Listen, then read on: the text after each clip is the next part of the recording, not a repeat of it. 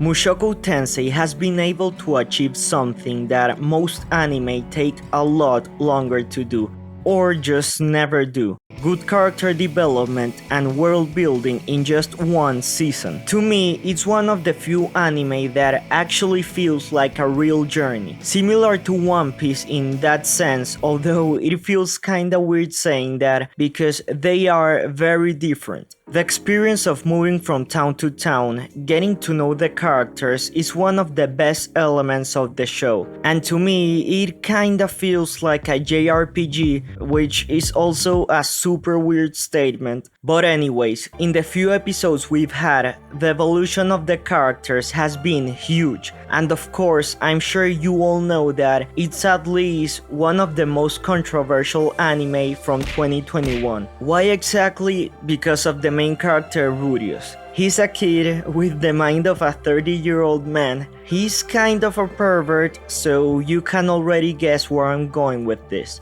especially because of the ecchi tag. But in my opinion, this is a huge plot point of the show, and it wouldn't be the same without it. And I promise, I'm not only saying that because I like the waifus. To understand Rudeus as a character, first we need to start with the traumatic events he went through in his past life. Being a victim of bullying, in which he literally got tied up naked for the whole school to see. That's something that can leave lasting trauma for the rest of his life, and we clearly see it in the show. Later on, he became a hikikomori. He hated people and just society in general because of what they had done to him. For those of you that don't know what a hikikomori is, according to Wikipedia, it's a total withdrawal from society and seeking extreme degrees of social isolation and confinement. So basically just not going out of your house for months or even years. It's a real problem, especially in Japan, but I'm sure most of you weebs already knew that information. So, as we all know, this is an isekai. So, of course, he got hit by a truck and got reincarnated to a new life full of girls, magic, and more girls. He's clearly living a technically privileged life. He has a good family with money and good education. Well, at least before the explosion that teleported everyone away. In his new life, he is one of the most outgoing and charismatic characters ever made. But he clearly still has a lot of emotions, trauma, and memories from his past self.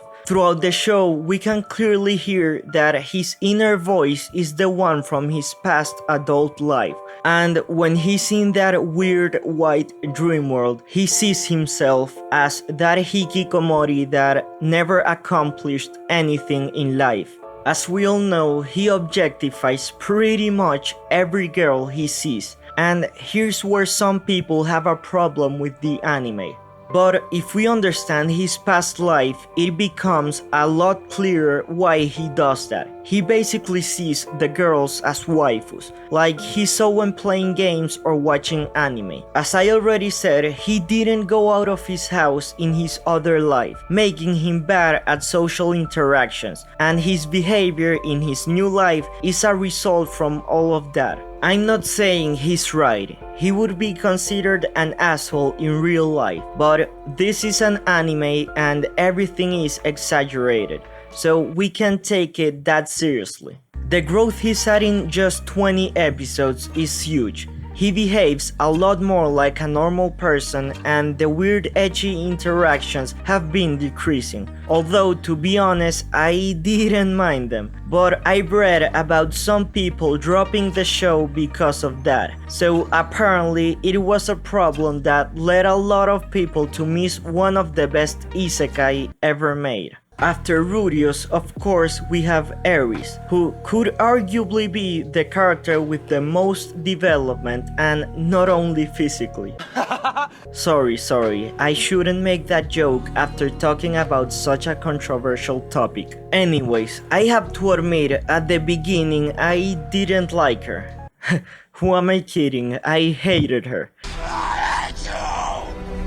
I thought she was annoying. She had too much energy and anger for me. But she got so much better, and I have to say that out of every single girl of the show, I actually think she became the best one. And now I hate myself for saying that. But it's true. Even though she still has a ton of energy, she learned how to be nice, became a lot more reliable, and is actually a good companion for Rudeus. I know the characters keep growing in the light novel, and for me, this could be the best possible couple in the future of the show. Wait, aren't they like cousins or something? I think they are like third cousins, but meh, who gives a fuck? Of course, we also have Paul, the dad, who went from a fuckboy to an alcoholic who is depressed. Still kind of a fuckboy though, and has been a huge topic of discussion in the last couple of episodes. I think his character development has been the complete opposite from Rudeus, and in some ways the most realistic one. I can 100% see something like this happening in real life. At the beginning, he was a normal dad that loved his son, but after a while I started sensing jealousy.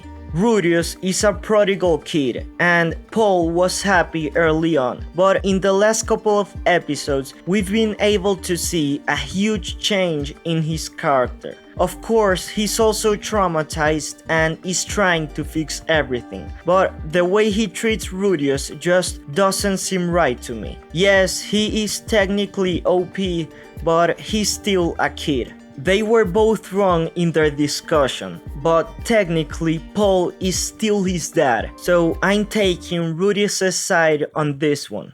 Before ending the video, I have to talk about Roxy. Some people would get mad if I left her out, because for most people she is the best girl, and I would agree in the first half of the season, but I kinda started liking Eris more. What the fuck is wrong with me? But anyways, in the little screen time that Roxy's had in the second half, we learned a lot about her character and her backstory. She's part of the Migur tribe, a race that's able to speak telepathically and have blue hair. The thing is, Roxy is not able to speak telepathically with the rest of her tribe, so she's been an outcast for all her life, and she ran away from home for that exact reason. In the last couple of episodes, she went back to her home and was able to make up with her family. Apart from that, she's been the same since the start. Maybe just a little bit more mature like the horse guy said, but still pretty similar. The same could be said for other characters like Rudeus. His motivation hasn't changed, but he's a character that doesn't need a lot of development. He's technically simple, but it works perfectly, especially after we got so much information about the spurts in the beginning of the show, and then we get to see it's completely false, at least with him. Mushoku Tensei has been a ride since the beginning. It created a lot of controversies and problems in the anime community, even though it was probably just a vocal minority of watchers, because most weebs don't care about anything that happened in the show. Most of us have seen a lot worse. But even so, it is a great show with great characters. I genuinely believe its character development is better than most other anime.